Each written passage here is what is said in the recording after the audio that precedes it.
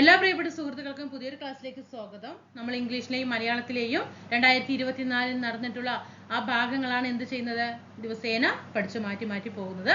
അതിൽ 27ാമത്തെ ക്വസ്റ്റ്യൻ പേപ്പറാണ്, ഓൺലി 2024 മാത്രം കേട്ടോ.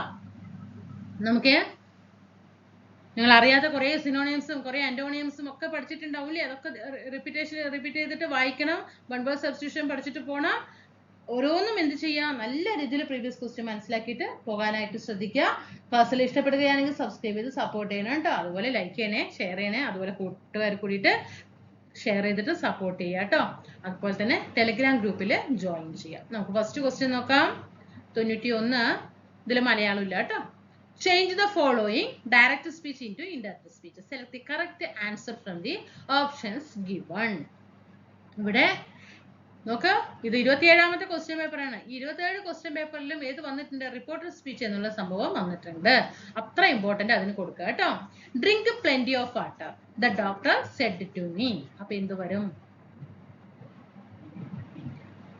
Drink plenty of water, the doctor said to me. അപ്പൊ എന്ത് ചെയ്യണം? ഇവിടെ ഇത് ഒരിക്കലും ഈ ക്വസ്റ്റ്യൻസ് എന്തല്ല, ഒരു ഇൻട്രോഗേറ്റീവ് ഫോം അല്ല അല്ലെ. ഇൻട്രോഗേറ്റീവ്, അതായത് ഫസ്റ്റ് അവസാനം എന്ത് ചെയ്യണം, ഈ ക്വസ്റ്റ്യൻ മാർക്ക് ഇട്ടിരിക്കണം. അപ്പോഴാണ് അത് ഇൻട്രോഗേറ്റീവ് സെന്റൻസ് ആണ് എന്നുള്ളത് പറയാനായിട്ട് കഴിയുക. അപ്പൊ ഈ ഇൻട്രോഗേറ്റീവ് ക്വസ്റ്റ്യൻസിലാണ് ഈ ആസ്ക്ഡ്, ക്വസ്റ്റ്യൻഡ് ഇല്ലേ, അങ്ങനെയുള്ളതൊക്കെ വരിക. അപ്പൊ ഈ ആസ്ക്ഡ്, അപ്പൊ ഇതൊക്കെ എന്ത് ചെയ്യണം, സജസ്റ്റഡ്, കണ്ടോ, ഇതൊക്കെ എന്താണ്, ഇതൊക്കെ നമുക്ക് എന്ത് ചെയ്യാം, എലിമിനേഷൻ ചെയ്തിടാം. അപ്പൊ നമുക്ക് ഇത് പെട്ടെന്ന് ആൻസർ എത്താനുള്ള എളുപ്പ വഴിയാണ് ഞാൻ പറഞ്ഞിരുന്നത് കേട്ടോ. അപ്പൊ ഇങ്ങനെ ഒരു ക്വസ്റ്റ്യൻ തന്നിട്ട് അവസാനം ഒരു ക്വസ്റ്റ്യൻ മാർക്ക് ഉണ്ടെങ്കിലാണ് അത് ഇൻട്രോഗേറ്റീവ് സെന്റൻസ് ആണ് അല്ലേ. നമ്മൾ കുറെ സെന്റൻസ് നമുക്ക് പഠിക്കാനുണ്ട്. Assertive sentence, interrogative sentence, compound sentence, complex compound sentence, അങ്ങനെയൊക്കെ നമുക്ക് എന്ത് ചെയ്യാറുണ്ട്, പഠിക്കാറുണ്ട് അല്ലേ. എക്സ്ക്ലമേറ്ററി, നമ്മൾ ഓരോരോ സെന്റൻസിൽ ഓരോന്ന് പലതരത്തിൽ നമുക്ക് ഗ്രാമറിൽ പഠിക്കാനുണ്ട് അല്ലേ. അതുപോലെ ഇൻട്രോഗേറ്റീവ് സെന്റൻസ്, പിന്നെ എക്സ്ക്ലൈമഡ് അല്ലേ, ഇമ്പറേറ്റീവ് സെന്റൻസ് എന്നൊക്കെ പറഞ്ഞിട്ട് നമുക്ക് പഠിക്കാനുണ്ട്. അപ്പൊ അതിൽ ഒരു വിഭാഗമാണ് ഏതെന്ന് പറയുന്നത്, ഈ ഇൻട്രോഗേറ്റീവ് സെന്റൻസ്. ആ ഇൻട്രോഗേറ്റീവ് സെന്റൻസ് തിരിച്ചറിയണമെങ്കിൽ അവസാനം ഇങ്ങനെ ക്വസ്റ്റ്യൻ മാർക്ക് ഉണ്ടാകും. അപ്പൊ അതിനെ ഇന്റർനെറ്റിലേക്ക് മാറ്റുമ്പോൾ അതിൽ എന്തുണ്ടാകും, ഈ ആസ്ക്ഡ്, ക്വസ്റ്റ്യൻഡ്, സജസ്റ്റഡ്, റിക്വസ്റ്റഡ്, അങ്ങനെയുള്ളതൊക്കെ ഉണ്ടാകും. അപ്പൊ നമുക്ക് ഈ ആസ്ക്ഡ്, സജസ്റ്റഡ് ഇതൊക്കെ എന്ത് ചെയ്യാം, മാറ്റി. ഇനി നമുക്കറിയാം ഡോക്ടർ സെഡ് ടു എന്ന് വരുമ്പോൾ ഒരിക്കലും റിപ്പോർട്ട് ചെയ്യുന്ന സമയത്ത് അവിടെ സെഡ് എന്ന് യൂസ് ചെയ്യില്ല. സെഡ് ടു എന്ന് കേൾക്കുമ്പോൾ നമ്മൾ എന്തിലേക്ക് മാറ്റണം, ടോൾഡിലേക്ക് മാറ്റണം. അപ്പൊ ഇവിടെ ആകെതാ, ഇവിടെ സെഡ് വന്നു, ക്വസ്റ്റ്യൻ ഡിലീറ്റ് ചെയ്തില്ലേ, വേഗം കണ്ടോ, the doctor told me to drink plenty of water. അടുത്തത്, complete the following sentences using the correct form of the verb given in the bracket. I usually dash to work by car. ഞാൻ സ്ഥിരമായിട്ട് വർക്കിന് പോകുന്ന work എന്താണ്, to work by car, കാറിലാണ് പോകുന്നത് ഇല്ലേ. അപ്പൊ എന്ത് വരും, സ്ഥിരമായിട്ടാണ്, അല്ലാതെ ഇന്നലത്തെ കാര്യമോ നാളത്തെ കാര്യമല്ല. ഇന്നലെ തുടങ്ങി തുടർന്ന് ഇന്നും പോകുന്നു, നാളെയും പോകും. ഇങ്ങനെ ഏത് വരും, ബി ആണ് അല്ലേ. ഐ യൂഷ്വലി ഗോ, ഇവിടെ ഗോ തന്നിട്ടുണ്ട്, അപ്പൊ ആ ഗോ തന്നെയാണ് എന്ത് ചെയ്യുക, യൂസ് ചെയ്യുക. I usually go to work by car. അങ്ങനെയാണെങ്കിൽ ഇപ്പൊ ഹി യൂഷ്വലി എന്നാണെങ്കിൽ എന്ത് ചെയ്യണം, ഹി യൂഷ്വലി ആണെങ്കിൽ അവിടെ എന്ത് ചെയ്യണം, ഇപ്പൊ ഐ യൂഷ്വലി പറഞ്ഞപ്പോ നമ്മൾ ആ ഗോനെ തന്നെ എഴുതി. ഹി യൂഷ്വലി ആണെങ്കിൽ എന്ത് ചെയ്യണം, ഗോസ് എഴുതണം കേട്ടോ. ഹി യൂഷ്വലി ഗോസ് എഴുതണം. ഷീ ആണെങ്കിലോ ഗോസ് തന്നെ എഴുതാം കേട്ടോ.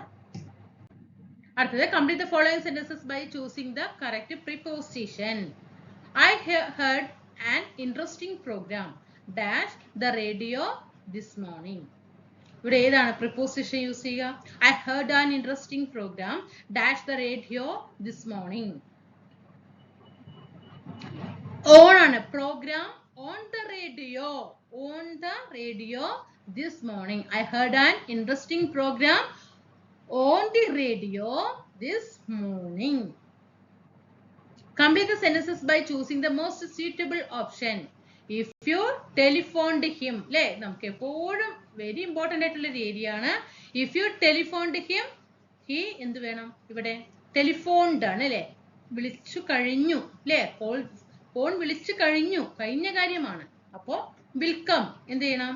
ഡിലീറ്റ് ചെയ്ത് വിടാം. ഇനി അടുത്തത് ഇവിടെ ആൻസർ ഏത് വരും? വുഡ് കം അല്ലേ? If you telephone to him he would come അല്ലേ? Would come. Pick the correct question tag from the options. I am a teacher. എന്ത് ചെയ്യും? I am a teacher. Correct question tag പറയൂ. ഇത് തന്നിരിക്കുന്ന sentence ഏതാണ്? Positive ആണ്. അപ്പൊ tag എന്തായിരിക്കണം? നെഗറ്റീവ് ആയിരിക്കണം. അപ്പൊ പോസിറ്റീവ് ഉള്ളതിനെയൊക്കെ അങ്ങോട്ട് ഡിലീറ്റ് ചെയ്ത് വിടുക. ഇനി നെഗറ്റീവ് ഉള്ളതിലേക്ക് കവാ. ഡി ആണ് അല്ലേ? ആം ഐ പറയുമ്പോൾ ടാഗ് ഒരിക്കലും ആമിന്റ് ഐ എന്നൊരിക്കലും വരില്ല. ആറിന്റെ ഐ എന്ന് ആക്കണം. ഓക്കെ, ആറിന്റെ I എന്നാക്കണം. Select the one word substitute for the following description.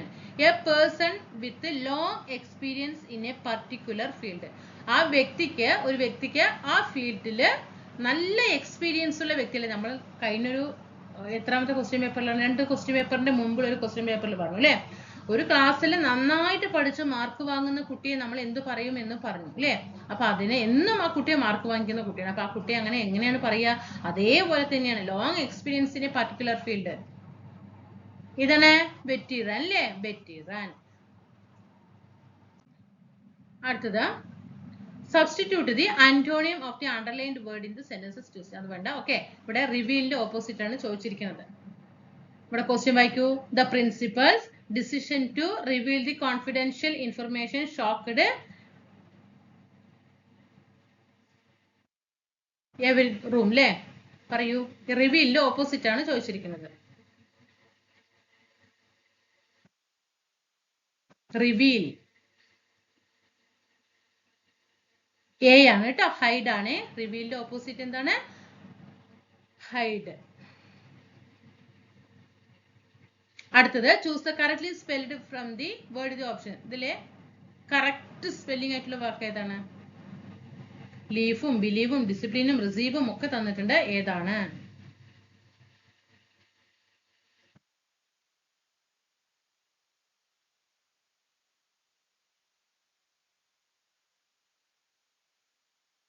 ഏതാണ്?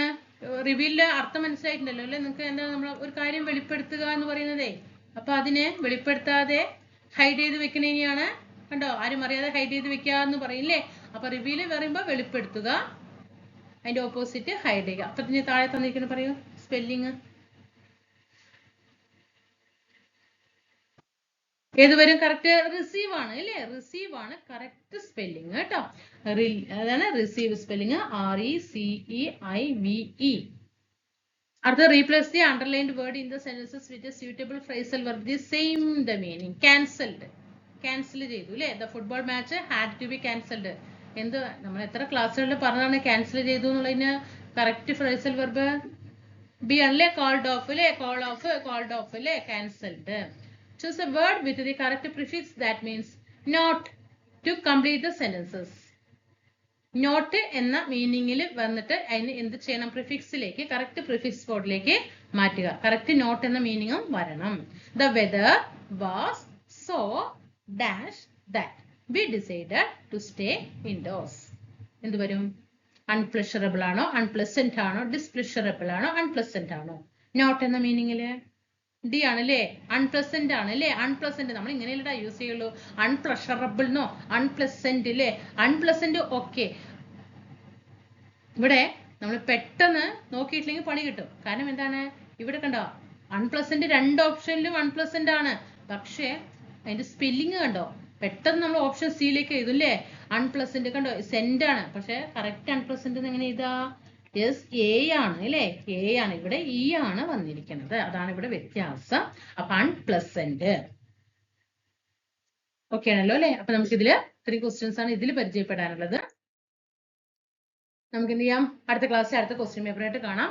പിന്നെ കുറച്ച് തിരക്കുകൾ കൊണ്ടാണ് നമുക്ക് വേറെ എന്താണ് കുറച്ച് വെക്കാബുലറിയോ ഗ്രാമർ ടിപ്സ് ഒക്കെ പറഞ്ഞുതരാന്ന് പറഞ്ഞു. തീർച്ചയായിട്ടും ഞാൻ പറഞ്ഞു തന്നിരിക്കും. നമുക്ക് നന്നായിട്ട് എന്ത് ചെയ്യാം? അടുത്ത ക്ലാസ്സുകളിലൊക്കെ 2 ക്ലാസ്സോട് കൂടിയിട്ട് ശ്രമിക്കുക കേട്ടോ. അത് കഴിഞ്ഞത് നമുക്ക് എന്ത് ചെയ്യാം? കുറച്ച് ലെങ്തി വീഡിയോ ആയിട്ട് തന്നെ ഇട്ടാലും ഈ ഒരാഴ്ച നമ്മൾ പെൻഡിങ് ആയതൊക്കെ നമ്മൾ എന്ത് ചെയ്യും? അതിൽ ആഡ് ചെയ്തിട്ട് പോകും കേട്ടോ. അടുത്ത ക്ലാസ്സിൽ കാണാം. ടെലിഗ്രാം ഗ്രൂപ്പിൽ കൂടിയിട്ട് ജോയിൻ ചെയ്യാം. Okay, by.